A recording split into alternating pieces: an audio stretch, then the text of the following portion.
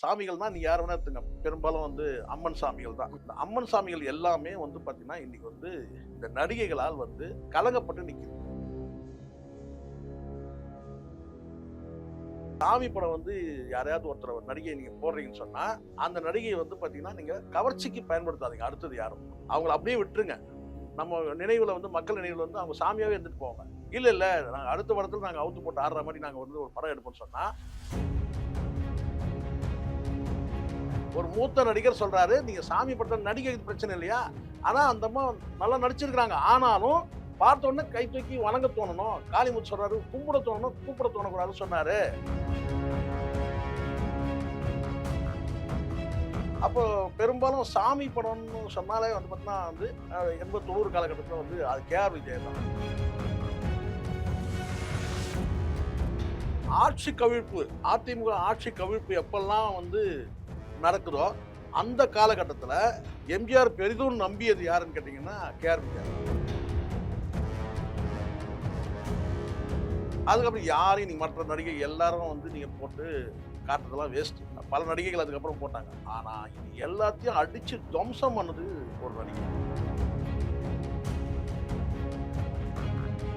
அம்மன் படத்துல அவங்க வந்து ஒரு நடிச்சாங்க பாத்தீங்களா? மொத்த நடிகைகளும் இந்த முன்னாள் சாமி நடிகைகள், பின்னால் சாமி நடிகைகள், இனி பின்னால் வரும் சாமி நடிகைகள் அத்தனை பேரையும் அடிச்சு நொறுக்கி துவம்சமாக்கி ஒரு குடுவையில புகையாக்கி குடுவையில போட்டு டம்முன்னு அடிச்சு தூக்கி போட்டாங்க.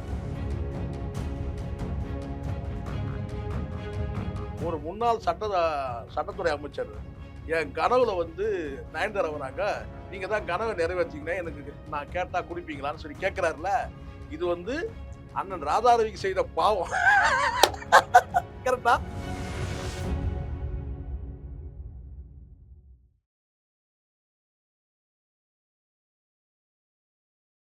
ஆச்சி மசாலா எந்த சமையலும் ருசி தேடும் ரகசியம் 20 ரூபாய். உலக தமிழர்களுக்கு வணக்கம். இது கிங் டிவி. இன்றைய நிகழ்வில் நம்மோடு அரசியல் விமர்சகரும் சினிமா விமர்சகரும் பத்திரிகையாளருமான திரு சேக்குவரா ஜெய்சங்கர் இணைகிறார்.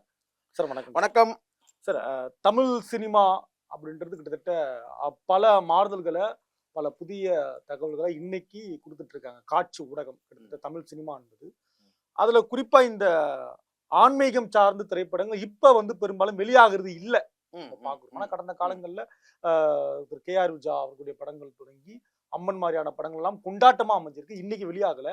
முதல்ல இன்னைக்கு அந்த மாதிரி படங்கள் வெளியாகுறதுக்கான காரணம் என்ன? மூக்குத்தி அம்மன் மாதிரியான படங்களை தவிர்த்து அதுல கூட ரெவல்யூஷன் பேசுற மாதிரி எல்லாம் இருக்கு. இல்ல அது பொதுவா வந்து நீங்க சாமி படங்கள் வந்து ஆரம்ப காலகட்டத்துல முதல்ல நீங்க நடிகைகளே எடுத்துங்க. நீங்க நடிக்கிறதுக்கே தயங்கின நடிகைகள், ஒரு காலத்துல நடிக்கிறதுக்கே தயங்கின நடிகைகள் இருந்தாங்க. அது நான் தியாகராஜ பாகவதர் காலத்துல சொல்றேன். எதனால சாமி அதுக்கு சினிமால வந்தாலே வந்து நம்ம மீதான பார்வை வந்து ஒரு தவறான பார்வை இருக்குன்ற அந்த அடிப்படையில கூச்சம் இருக்கலாம், தவறான பார்வை சொல்லிட்டு நடிக்கிறதுக்கே வந்து தயங்கின ஒரு காலகட்டம் இருக்கு.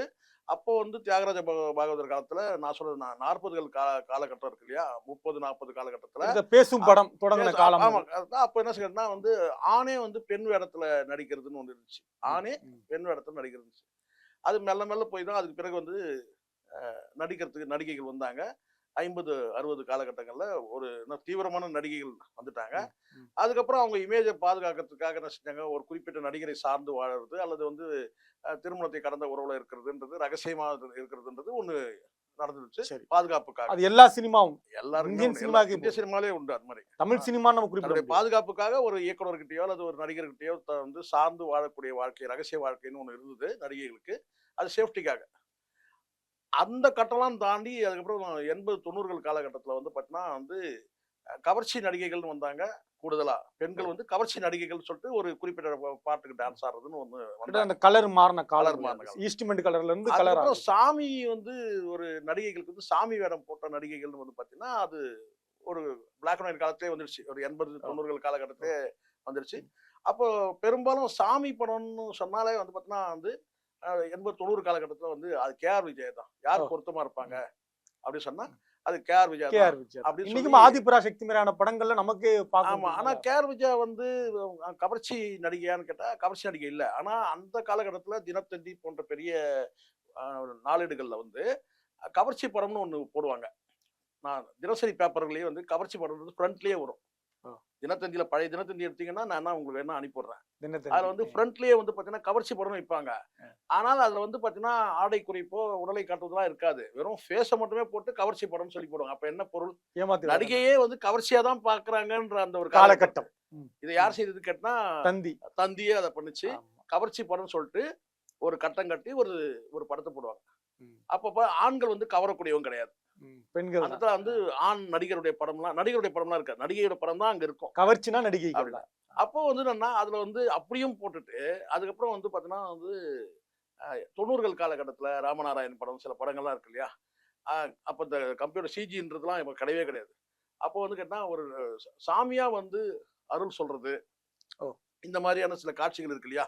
அதுக்கு யாரை கொண்டு வந்தாங்கன்னு கேட்டீங்கன்னா, முன்னாடிலாம் எப்படின்னு கேட்டீங்கன்னா, கடைசி காட்சியில சாமியா அந்த பிளாக் அண்ட் ஒயிட் காலத்திலேயே நான் சொல்றது 60, 70 காலகட்டத்திலேயே சாமி இருக்குன்னா, அந்த சாமின்ற அந்த நடிக்கக்கூடிய அந்த நடிகை இருக்காங்கல்ல, சாமி உருவத்துல வராங்கல்ல, நடிகை. அவங்க பிரபலமானவங்களா இருக்க மாட்டாங்க. ஓ. அவங்க ஏதாவது அவங்க எடுத்துக்காட்டு யாருன்னு கூட தெரியாது. அது நிறைய பிளாக் அண்ட் ஒயிட் காலத்துல நீங்க எடுக்கலாம். பழைய படங்கள் நீங்க ஓ. எடுத்தீங்கன்னாக்கா, பிரபலமானவங்களா இருக்கும். பிரபலமானவங்களா இருக்க மாட்டாங்க. ஏன்னா, அந்த இமேஜ் வந்துடக்கூடாது. ஒரு நடிகையோட முகம் தோற்றத்தை வந்துடக்கூடாது. இவங்க இப்போ உங்களுக்கு இப்போ நயன்தாரா இப்போ மூக்குத்தி அம்மன்ல இப்போ இப்படி சொன்னா உங்களுக்கு கரெக்டா புரியும். இப்போ மூக்குத்தி அம்மன்ல வந்து நயன்தாரா நடிக்கும்போது நீங்க என்ன சொல்லி கேட்டீங்கன்னா, அவங்க வந்து நடிச்ச இந்த கவர்ச்சியான காட்சிகள் உங்களுக்கு ஞாபகம் வரும். இல்ல சார். குத்தாட்டம் போட்டது ஞாபகம் வரும் இல்லையா? நம்ம நல்லது ஆடை- நம்ம நல்ல நல்லது விஷயம் தான் சார் பேசுறேன். உங்களுக்கு புரியணுன்றதுக்காக சொல்றேன். அதாவது எதுக்காக நானே- வந்து நான் வந்து இருங்க. நான் வந்து நயன்தாரா அவர்களை பார்க்கும்போது இந்த அம்மன் கேரக்டர்ல அவங்களுக்கு கச்சிதமா பொருந்திருக்குன்னு நானே வந்து கும்பிட்டேன் சில நீங்க காட்சி. கூப்பிட்டு அதை சொல்லி தான் வந்து அண்ணன் ராதாரவியை வந்து கட்சி விட்டு தூக்கிட்டீங்க. இததான் சொன்னார் அவரும். கும்பிட்டது. ஆமா, கும்பிட்டு தான் சொன்னார் அவரு. புரியுதா சொல்றது? அதுதான் அவர் ஏற்கனவே ஒரு வந்து அதை நம்ம பேசுவோம். நம்ம சரி பேசுவோம். நிறைய முறை சார், பேசி இதுல ஒண்ணு எனக்கு இல்ல முதல்ல நான் அந்த 60 காலகட்டங்கள்ல வந்து பாத்தீங்கன்னா ஒரு சாமியா காட்டக்கூடிய நடிகை வந்து பாத்தீங்கன்னா பிரபலமான நடிகை அல்லாத நபரை காட்டினாங்க. அப்பதான் வந்து சாமின்னு ஏத்துப்பாங்க. அங்க வந்து நீங்க வேற யாராவது ஒரு நடிகை காமிச்சீங்கன்னு வச்சுங்க, இது அட யாரா இது அப்படின்வாங்க அப்படின்னு சொல்லிட்டு. அப்போ அவங்க பார்வை போயிடும். அதை நடிகைகளும் பயந்தாங்க. அப்படியா? ஆமா, ஏன்னா சாமி கேரக்டர் நடிக்கிறது இல்ல. அது உண்மையா ஆமா, சார்? ஒரு அது காளி கேரக்டரோ சாமி கேரக்டர்ல வர்றப்ப இந்த விரதம்லாம் இருக்கிறதா சொல்லுவாங்க. ஆமா, உண்மையா? அதெல்லாம் உண்மை. அதெல்லாம் உண்மையா உண்மை சார்? உண்மைதான். அப்படிதான் நடிகைகள் நடிப்பு தானே சார் அது? நடிப்பு தான் சார். இருந்தாலும் அந்த பக்தி படங்கள்ல பக்தியில் ஈடுபாடு உள்ளவங்களுக்கு நான் கேட்டீங்கன்னா நம்ம வந்து இந்த சாமி கேரக்டர் நம்ம நடிக்கிறோம். அப்ப நம்ம வந்து பார்த்தோம்னா சுத்தபத்தமா இருக்கணும். இப்போ சபரிமலைக்கு போறவங்க எல்லாம் சுத்தபத்தமா இருக்கணும்னு சொல்றானுங்கல்ல. ஆனா இங்க வந்து ட்ரெயின் ஏறி அப்படி போய் மலை ஏறும்போது பீடி பத்த வச்சுக்கிறான். இருக்கிறானா இல்லையா? அந்த மாதிரி சில நடிகைகள் வந்து பாத்தீங்கன்னா வெளியில சொல்லிப்பாங்க. என்னன்னு கேட்டீங்கன்னா நாங்க விரதம் இருக்கிறோம், அது இருக்கிறேன், இது இருக்கிறேன்னு சொல்லிட்டு சரிங்களா? நம்ம முழு நேரம் அவங்க கூட டிராவல் பண்ணிட்டா இருக்கிறோம். ராத்திரி 12 மணிக்கு அவங்க கூட இருக்கிறோம். சொல்லுங்க போகலாம். அந்த மாதிரி இல்ல. புரியுதா சொல்றது?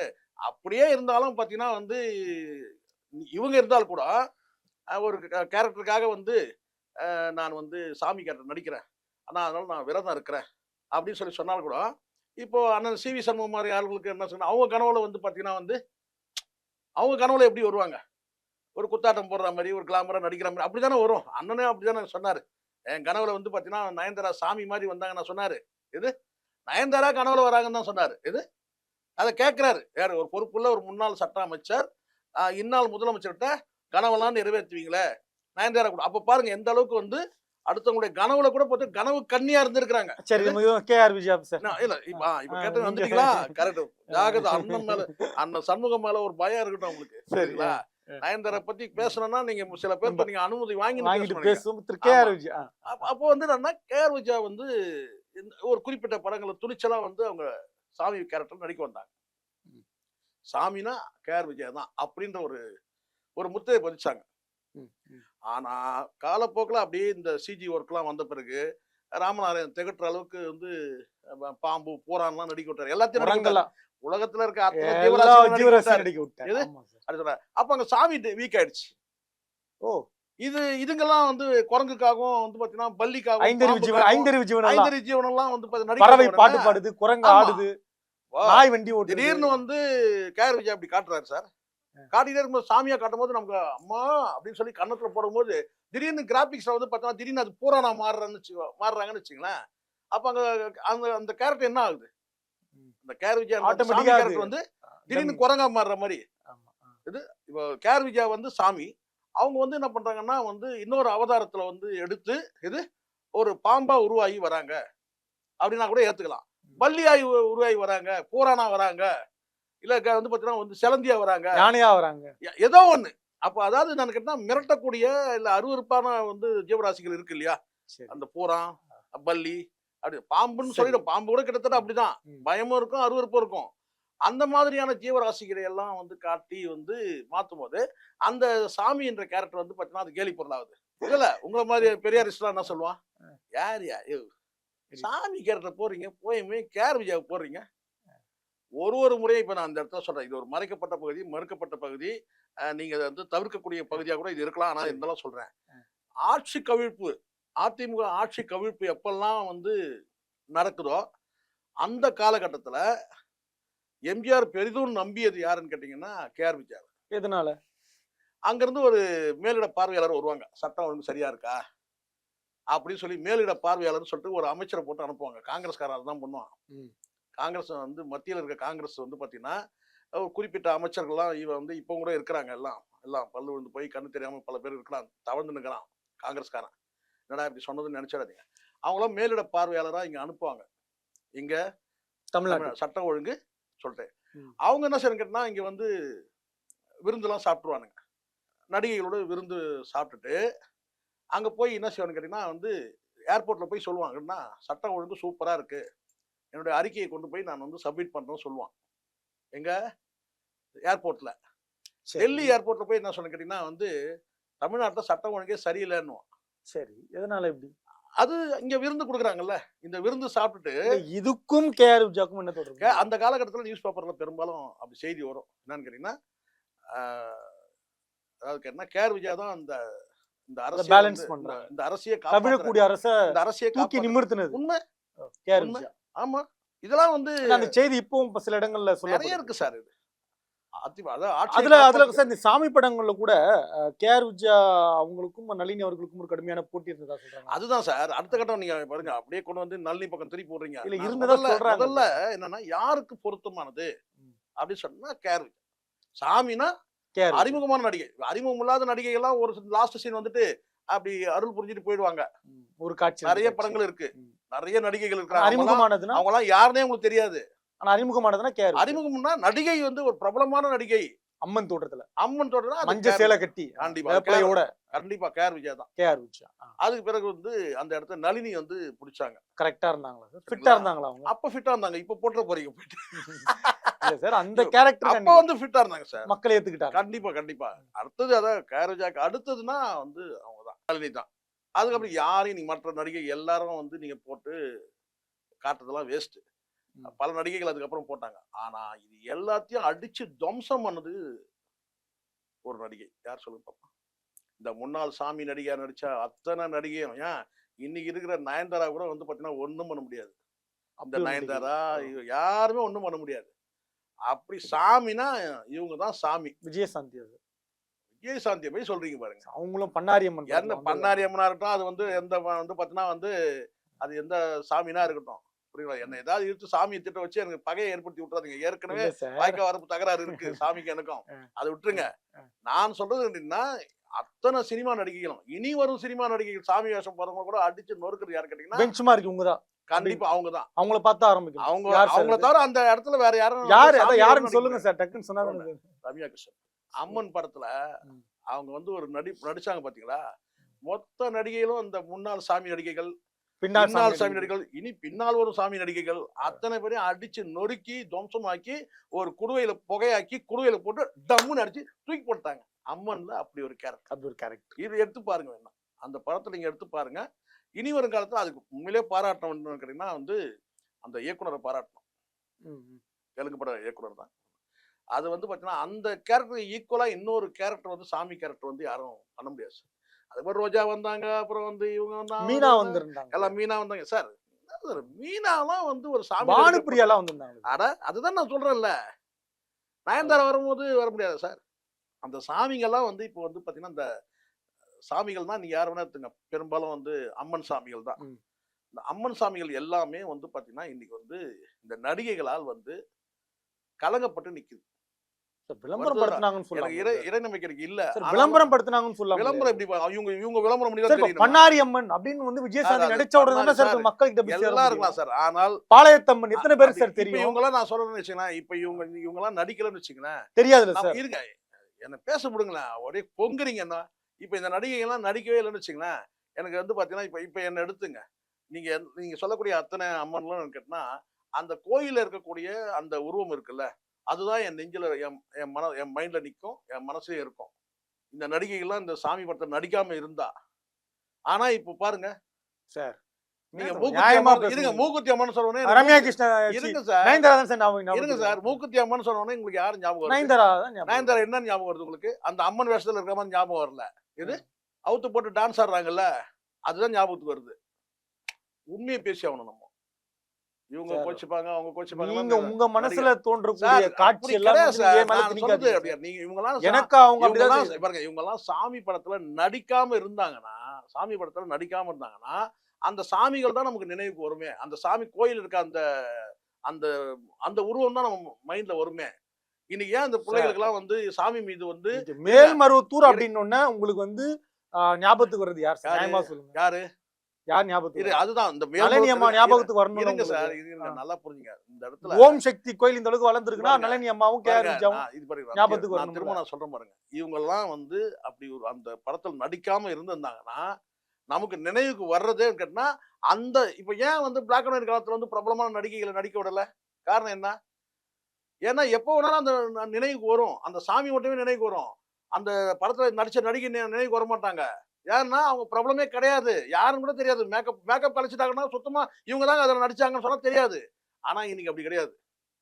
படம் பார்த்துட்டு போறோம், மூக்குத்தி அம்மன் அண்ணன் கனவுல வந்து எப்படி வராங்க நீங்களே யோசிச்சு பாருங்க. நீங்க எப்படி ஒரு பார்வை, இப்போ இந்த இடத்துல தவிர்க்க முடியாம சொல்றேன், ஒரு பார்வையை தான் சொல்றாரு. என்ன சொல்றாரு அண்ணன் ராதாரவி? என்ன சொல்றாரு மேடையில்? என்ன சொல்றாரு? சாமினா கும்பிட தோணும். அண்ணனுக்கு வந்து இறை பக்தி தெரியும், பயங்கரமான எம்ஆர் ராதா ரூட் வேற, ராதாரவி ரூட் வேற இந்த பக்தி விஷயத்துல. X Y. ஆமா, அப்படி இருக்கும்போது யாரையாவது சொல்லிட்டு அடி வாங்க வைக்காதீங்க. அண்ணன் போனா அடிப்பாரு. அவன் தான் எக்ஸ் ஒய் சொல்றான், நீ கம்முன்னு உட்காந்துக்கிறேன்னு சொல்றாரு. எனக்கு அந்த எக்ஸ் ஒய் எல்லாம் நான் போல. அண்ணன் இல்ல வெள்ளேந்தியா அதான் நேருக்கு எதிர் சொல்றீங்க, நேர் எதிரா இருக்காங்க. எனக்கு புரியுது. இவர்தான் எக்ஸும் ஒய்யும். அண்ணனுக்கு நீங்க புரிய வைக்கணும். அப்புறம் வந்து நீங்க வாங்க மாட்டீங்க, நான் தான் வாங்க அவர்கிட்ட. எம்ஆர் ராதாவுடைய எக்ஸ் ஒய் இவர்தான் இருந்தா சொல்றேன். அப்போ அவர் அண்ணன் சொன்ன வார்த்தை என்னன்னா, இப்போ இவர் சொல்றாருல்ல, சி.வி. சண்முகம் முன்னாள் சட்ட அமைச்சர் சொல்றாரு, இப்ப சொன்னாரு, அதத்தான் அவரும் வந்து சொல்றாரு. என்னன்னா நாசுக்கா சொல்றாரு. என்ன சொல்றாருன்னா, சாமினா வணங்க தோணுயா, தப்பான எண்ணம் வரக்கூடாதுன்றதுக்கு தான் அவர் காளிமுத்து சொன்ன வார்த்தையை சொல்றாரு. சாமினா கையெடுத்து வணங்க தோணணும், வேற எந்த எண்ணமும் நமக்கு வரக்கூடாது. இத ஒரு தேர்ந்த கலைஞன் தான் சொல்ல முடியும். சரி, ஒரு மூத்த நடிகர் சொல்றாரு, நீங்க சாமி படத்துல நடிக்கிறது பிரச்சனை இல்லையா, ஆனா அந்த அம்மா நல்லா நடிச்சிருக்காங்க, ஆனாலும் பார்த்த உடனே கை தூக்கி வணங்க தோணணும். காளிமுத்து சொல்றாரு கும்பிட தோணணும், கூப்பிட தோணக்கூடாதுன்னு சொன்னாரு அப்படின்னு சொல்றாரு. தம்பி விக்னேஷ் தப்பா நினைச்ச கூடாது சொல்லி அவர் வந்து அவங்களுக்கே உள்ள இயல்பு, அந்த என்ன சொல்றது, அந்த பேச்சில் உள்ள அந்த உண்மைத்தன்மை, இயல்பு, யதார்த்த நாகரிகமா இது என்ன அநாகரிகம்? உங்களுக்கு தான் இல்ல, உங்களுக்கு தான் அதை புரிஞ்சுக்கிற சக்தி இல்ல. நான் ஏதோ அண்ணனுக்கு வந்து பாத்தீங்கன்னா நான் வந்து சொம்பு தூக்கணும், அவருக்கு நீங்க பாக்குறோம் நினைச்சா எனக்கு அதை பத்தி ஒரே அப்படிதான் பாக்குறதுலாம் நினைக்கதான் ஒரு முடியா பிடிக்கி தலையில முடியலாம் போகுது. சரிங்களா? எனக்கு ஒரே வார்த்தை நான் சொல்றேன், ஒன்னே ஒன்று தான் நான் சொல்றேன். அவர் சொன்ன வார்த்தை இதுதான். என்ன சொல்றாரு கேட்டா, ஒரு சினிமாவில் வந்து ஒரு சாமி நடிகைன்னு சொன்னா அவங்க பார்த்தா நம்ம கும்பிட தோணணும் அப்படின்னு சொல்றாரு. அப்போ காளிமுத்து சொன்ன ஒரு வார்த்தையை சொல்றாரு, கும்பிட தோணணும், கூப்பிட தோணக்கூடாது அப்படின்னு சொல்லிட்டு. புரியுங்களா? ஏன்னா அவர் வந்து யார சொன்னார் தெரியுமா? நீங்கெல்லாம் வந்து அம்மானு சொன்ன அந்த ஜெயலலிதாவை தான் ஜானகியை பார்த்தா கும்பிட தோணுது, ஜார்ஜ் பிரிஞ்சிருது இல்லையா அந்த காலகட்டத்தில், ரெட்டை புறா சேவல். ஆமா, ரெட்டை புறா சேவல்னா புறாவை பார்த்தா வளர்க்க தோணுது, இது சேவலை பார்த்தா அடிச்சு குழம்பு வச்சு சாப்பிடணும்னு தோணுது அப்படின்னு சொல்லல. அப்படி சொல்லியிருக்கலாம். ஆனா அவர் ரொம்ப நாகரிகமா என்ன சொல்றாரு, அன்னைக்கு நாகரிகமான காலம்ன்றதுனால ரொம்ப நாகரிகமா ஸ்ட்ரெயிட்டா சொல்லிட்டாரு. என்ன, ஜானகியை பார்த்தா கும்பிட தோணுது, ஜெயலலிதா பார்த்தா கூப்பிட தோணுது அப்படின்னு சொல்லிட்டாரு. புரியுதா சொல்றது? இப்படி சொல்லியிருந்தா எப்படி இருந்திருக்கும்? இப்ப என்ன மாதிரி ஆளுங்க யாராவது பக்கத்துல இருக்கா, அண்ணே இது ரொம்ப மோசமா இருக்குண்ணே, இப்படி கொஞ்சம் சொல்லிடலாண்ணே. என்ன சொல்ல கேட்டீங்கன்னா, புறாவை பார்த்தா வளர்க்க தோணுது, சேவலை பார்த்தா அடிச்சு குழம்பு வச்சு சாப்பிடலான்னு தோணுது அப்படி சொல்லிட்டு இருந்தா பிரச்சனையே கிடையாது. சேவலை பார்த்தா அடிச்சு ஆனா குழம்பு வச்சு அண்ணன் என்ன சாப்பிடுவாங்க. செஞ்சிட்டாருன்னா, அண்ணன் ராதாரவி என்ன செஞ்சாருன்னா, காளிமுத்து சொன்னதை மேற்கோள் காட்டின்னு சொன்னாரு. சரி. சாமி படத்துல நடிக்கும்போது நமக்கு வந்து பார்த்தீங்கன்னா கும்பிட தோணணும் ம். அப்படின்னு சொன்ன வார்த்தை தான். ரொம்ப ரொம்ப யதார்த்தமான வார்த்தைங்க. இதுக்கு வந்து நல்ல வேளை எது கேஸ போட்டு எது ஒரு செக்ஷன் வெயிட்டான செக்ஷனை போட்டு எது அவர் சிறைக்கு நிரந்தரம் அனுப்பி நிரந்தரமா ஜெயிலே வச்சு எது நிரந்தரமா ஜெயிலே வச்சு ஒரு டிவியை தனிமை ஜெயில வச்சு அண்ணன் ராதாரவி டிவியை போட்டு அதுல வந்து பார்த்தீங்கன்னா நடிகைகள் நடிச்ச வந்து சாமி படத்தை மட்டும்தான் போட்டு அப்படி ஒரு தண்டனை கொடுக்காம போயிட்டாங்க. சரி. இதுல கட்சியை விட்டு நீக்கி இது இதுக்கு யாராவது செய்வாங்களா? இல்ல சரி, இப்ப நம்ம இப்ப அதே வந்து அந்த வார்த்தையை வந்து இதே ஆட்சியில உங்க ஆட்சி தான் ம். உங்க ஆட்சியில இதே ஆட்சியில அண்ணன் சி வி சண்முகம் என்ன சொல்றாரு, அந்த அது பாருங்க உங்களுக்கு எப்படி வருது பாருங்க. இந்த அதாவது அண்ணன் அதாவது தளபதி மு.க. ஸ்டாலின் அவர்கள் தளபதி சொல்லலாம்ல, ஒண்ணு அந்த தளபதி புடிச்சு போறீங்க. நிரந்தரமான ஒரு தளபதி தளபதி மு.க. ஸ்டாலின் தான். ஆமா. நிரந்தர தளபதி மு.க. ஸ்டாலின் மு.க. ஸ்டாலின் தான். அது டூப்ளிகேட் தளபதி. தளபதி. தளபதி ஸ்டாலின் அவர்களுடைய ஆட்சியில அண்ணன் ராதாரவிக்கு செய்த பாவம் தான் ஒரு முன்னாள் சட்டத்துறை அமைச்சர் என் கனவுல வந்து நயன்தாரா வராங்க, நீங்க தான் கனவை நிறைவேற்றீங்கன்னா எனக்கு நான் கேட்டா குடிப்பீங்களான்னு சொல்லி கேட்கிறாருல, இது வந்து அண்ணன் ராதாரவிக்கு செய்த பாவம். கரெக்டா? எனக்கு தெரியாது. உண்மை. ஏன்னா அவ்வளவு பெரிய தண்டனை தேவையில்லை. சரி. ஏன்னா திராவிட பாரம்பரியத்துல வந்த ஒரு நபர் ஒரு மனிதரை வந்து இருட்டடிப்பு பண்ணிட்டாங்க.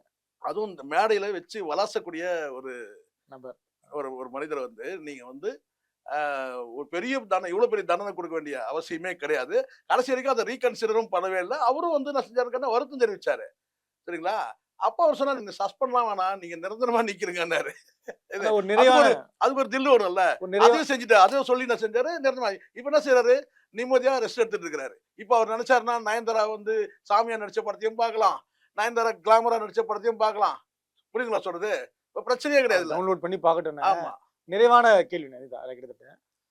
இப்ப ஒரு நடிகை வந்து தனக்கான கதாபாத்திரத்தை ஏற்று தேர்ந்தெடுத்து நடிக்கிறதுன்றது ரொம்ப முக்கியத்துவம் வாய்ந்தது இல்லையா? அதுல குறிப்பா இந்த நடிகைகள் வந்து ஒரு பக்கம் கதாநாயகியா இருக்காங்க, கவர்ச்சி நடனங்கள்ல இருக்காங்க.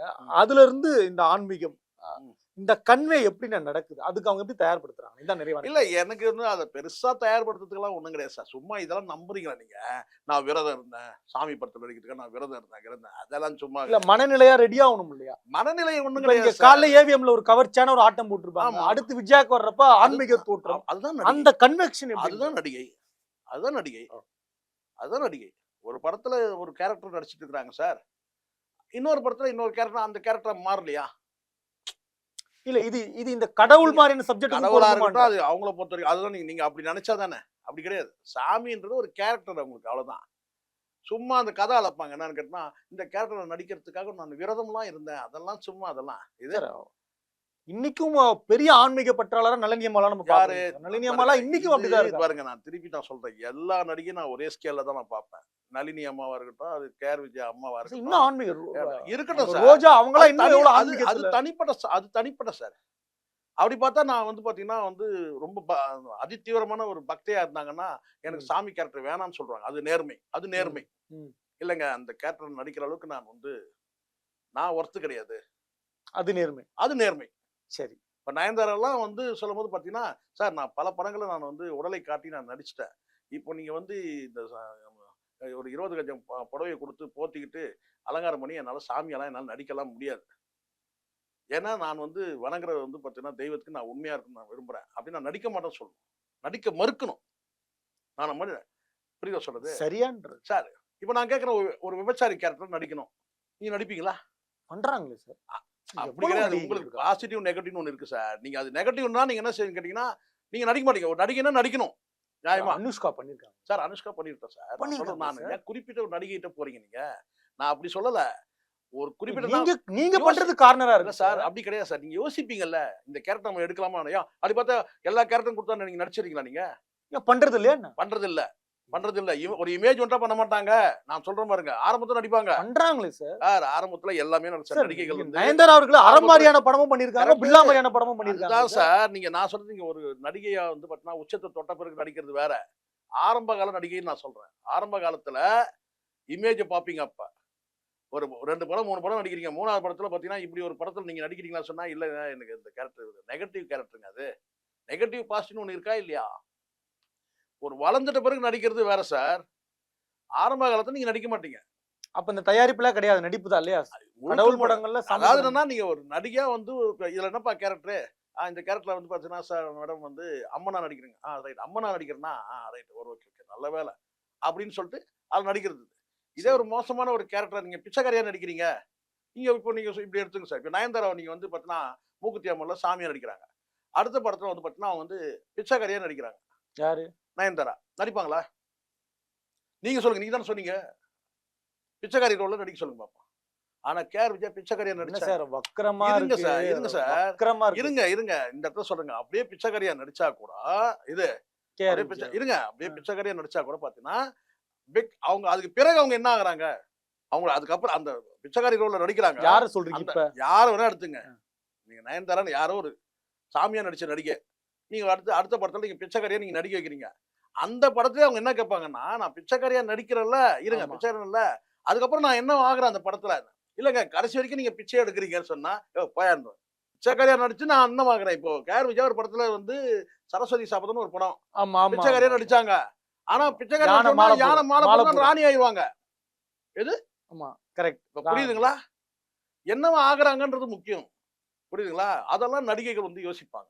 சரி, சரி. ஒரு குமுதம் பத்திரிகையில ஒரு நீண்ட வருடத்துக்கு முன்னாடி கிட்டத்தட்ட 30 நாள் இதுதான் இந்த கருமம் நமக்கு நேத்து சாப்பிட்டு ஞாபகம் இருக்காது. 30 வருஷம் முன்னாடி ஒரு கதை இருந்துச்சு. 30, 40 வருஷத்துக்கு முன்னாடி. 40 வருஷம் இருக்கும்னு நினைக்கிறேன். ஒரு பூ விக்கிற ஒரு ஒரு பெண். சாரி மீன் விக்கிற பெண். ஒரு மீன் விக்கிற பெண் வந்து ஆ கொண்டு போய் என்ன செய்றது, மீனா பிளாட்பார கடையில வியாபாரம் பண்ணக்கூடிய ஒரு பெண். எப்பவுமே வந்து ஒரு துணை இயக்குனர் வந்து என்னன்னா, அவங்க கிட்ட வந்து ஆமா கரெக்ட். பூ விக்கிற பெண். ம். அந்த பூ வாங்கிட்டு இது மாரி சாமிக்கு போட்டு போறது பழக்கம் எப்பவுமே.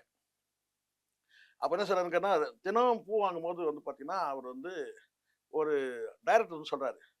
"யோவ்! ஒரு படத்துல வந்து ஒரு சின்ன ஒரு காட்சி. பூ விக்கிற ஒரு பெண்ணா வந்து ஒரு சீன் வருது. சரி. யாராவது இருந்தா சொல்லியான்னு." ம். "அவ்வளவுதானே சார். நம்ம வீட்டாண்டயே ஒரு பெண் இருக்கு சார். நான் கேட்டு பார்க்குறேன் சார்." சொல்லிட்டு போய் கேட்டுட்டேன் சார். "அம்மா இங்க கொஞ்சம் வாம்மா. நீ வந்து ஒரு சினிமால ஒரு சீன் நடிக்கிறியா? அது இதே மாரி பூ காட்சி. விக்கிறான். இதே மாரி பூ விக்கணும்." "ஐயா சார் எனக்கு சாமி எனக்கு நடிக்கலாம் தெரியாது சாமி எனக்கு." அப்படின்னு சொன்னாரு. "நீ ஒண்ணுமே பண்ண வேணாம் சார். ம். நீ வந்து நில்லுமா. நாங்க பார்த்துக்கிறோம். நீங்க வந்து இப்ப என்ன பண்ற? ம். பூ விக்கிற இல்லையா? அத அங்க பண்ணு. அதே அங்க வந்து பண்ணு." அதே மாரி போய் பார்க்குறாங்க. வந்து பூ விக்கிறாங்க. அடுத்து வந்து பார்த்தீங்கன்னா, அந்த பூ விக்கிற அந்த சொல்லுவாங்களே, அந்த ஆமா. பூ விக்கிறவங்க வந்து பார்த்தீங்கன்னா, அந்த காட்சிக்கு பிறகு வந்து கேட்டீங்கன்னா, அடுத்தது வந்து கேட்டீங்கன்னா, மீன் விக்கிற பொண்ணா, அப்புறம் வந்து பார்த்தீங்கன்னா, வேற ஒரு வந்து வியாபாரம் பண்ற பழம் ஓ. விக்கிற வண்டியில பழம் தள்ளிட்டு போற பொண்ணா, சரி. அப்படிப்பட்டு அதுக்கப்புறம் இலந்த பழம்னு சொல்லிட்டு அந்த பாட்டு இருக்கு பார்த்தீங்களா? அந்த ஆமா. மாதிரி வந்து அந்த மாதிரி அந்த பாட்டு கிடையாது. ஐயோ! உடனே நீங்க அப்படி போயிடாதீங்க. இது அ. அந்த மாதிரியான கேரக்டர்ல நடிச்சாங்க. ஒரு பாட்டு சீன் குடுத்துடுறாங்க. அ. சின்ன சின்ன ரோல் வச்சா ஒரு பாட்டு சீன் குடுத்தோனே அந்த பாட்டு கிளிக் ஆயிடுது. யார் சார் எப்படி அது? வண்டி சக்கரம் படத்துல வந்து எப்படி சில்க் ஸ்மிதா வந்து ஒரு ஒயின் ஷாப்ல ஊத்தி குடுக்குற மாரி இருப்பாங்கல்ல, சாராய கடையில. அந்த மாதிரி. அப்படியே கிளிக் ஆயிருக்குன்னா, அடுத்த படத்துல வந்து என்ன செய்றாங்கன்னா வந்து பீக்கு. போயிட்டு பெரிய ஹீரோயின்ட்டு ஹாலிவுட், பாலிவுட், கோலிவுட், டோலிவுட் எல்லா இடத்துலயும் பறக்குறாங்க. யார் சார்? இருக்கிற ஆளு. இருங்க சார். பறக்குறாங்க. அப்போ உடனே வந்து என்னன்னு கேட்டீங்கன்னா, இந்த பிரபலமான நடிகையை அறிமுகப்படுத்தினவர் யார் சொல்லிட்டு உங்கள மாரி ஆளுங்க போயிட்டு கேட்கறாங்க போயிட்டு. இந்த மாரி வந்து நடிகை அவங்க பேர சொல்லி, அவங்க வந்து பார்த்தீங்கன்னா வந்து, "நீங்க தானே சார் அவங்க வாய்ப்பு குடுத்தீங்க?" "ஆமாங்க. நான் தான் வாய்ப்பு குடுத்தேன். அவங்க வந்து ஒரு பிளாட்பாரத்துல பூ வித்துட்டு இருந்தாங்க. நான் தான் வந்து வாய்ப்பு குடுத்தேன்." அப்படின்னு சொல்லும்போது, உடனே அந்த நடிகைகிட்ட ஒரு ஃபோன் போது. இந்த டைரக்டர் வந்து பார்த்தீங்கன்னா, இந்த அசிஸ்டன்ட் டைரக்டர்கிட்ட வந்து டைரக்டரா வந்து இருக்கிறார்ல, அவனுக்கு ஃபோன் போட்டு, "அவன் என்ன பத்தி தப்பா பேசுறான். நான் வந்து மைசூர் மகாராஜாவுடைய பரம்பரையில வந்தவன். இவன் என்ன பத்தி தப்பா அங்க பேசிட்டு இருக்கிறான். அட் பிரசன்ட் யார்கிட்ட அசிஸ்டன்ட் டைரக்டரா அந்த பையன் இருக்கிறானோ, அட் பிரசன்ட் இப்போ இந்த டைம்ல யார் இருக்கிறான்னா, அவனுக்கு ஃபோன போட்டு என்ன வந்து தப்பா பேசிட்டு இருக்கிறான். நான் வந்து மைசூர் மகாராஜா பரம்பரையில வந்தவன். என்ன வந்து தப்பா சொல்லிட்டு இருக்கான். நீங்க என்ன பண்றீங்க நீங்க? அப்படி புடிச்சு யாருன்னு, முதல்ல அவன வேலைய விட்டு எடுங்க முதல்ல. சரி, இண்டஸ்ட்ரியில யாருமே அவனுக்கு வேலை குடுக்கல. அப்பன்னா நான் அந்த படத்துல நடிக்க மாட்டேன். அந்த பிஆர் கிட்ட கூப்பிட்டு சொல்லுங்க. சரி, அந்த அசிஸ்டன்ட் டைரக்டர் யார்கிட்டலாம் வேலை செய்றானோ, நான் வந்து நடிக்க மாட்டேன் படத்துல." சரி. கடைசியில அவனுக்கு வேலை இல்லாம பார்த்தீங்கன்னா, பிச்சை எடுத்து செத்து போயிடுறான். யாரு? Assistant director. ம். இது வந்து ஒரு ம். ஒரு சுருக்கமா நான் சொல்லிட்டேன். ம். இது வந்து ஒரு பிரபலமான பத்திரிகையில ஒரு 30-40 வருஷத்துக்கு முன்னாடி வந்தது. ஓகே. கடந்த காலம் வந்து எப்பவுமே எல்லா நடிகைகளும் அப்படிதான் இருக்கு.